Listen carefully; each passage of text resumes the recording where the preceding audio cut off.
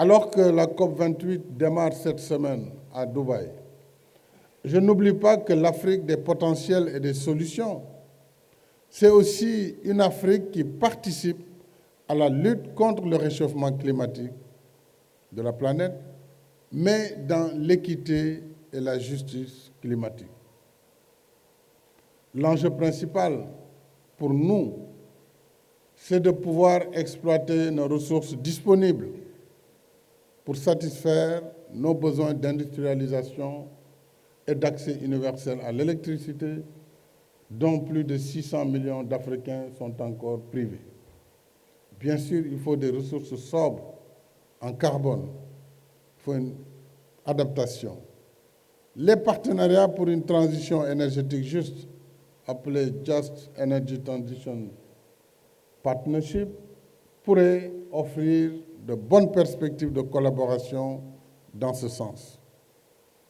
Je rappelle que le Sénégal a signé avec ses partenaires du JETP un accord au mois de juin, au terme duquel notre objectif est de porter d'ici 7 ans, en 2030, le renouvelable à 40%, de le faire passer de 31% aujourd'hui à 40%, et tout le reste de le convertir sur le gaz en tant qu'énergie de transition. Évidemment, il faudra mobiliser 2,5 milliards d'euros dans cette fourchette. Je voudrais saluer cette perspective qui peut être étendue à l'ensemble des pays africains.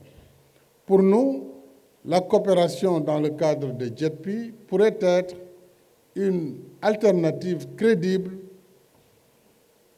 donc crédible aux mesures unilatérales, il faut le dire, interdisant le financement à l'extérieur des sources d'énergie fossile.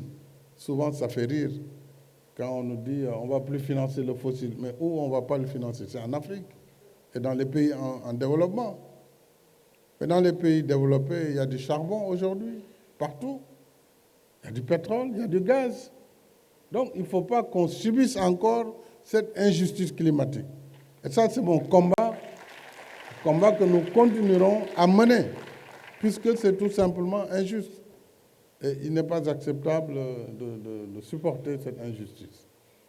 Alors, je voudrais dire donc que l'Afrique des potentialités et des solutions qui contribuent à éclairer le monde à travers ses ressources énergétiques ne peut laisser la moitié de sa population vivre dans la pénombre.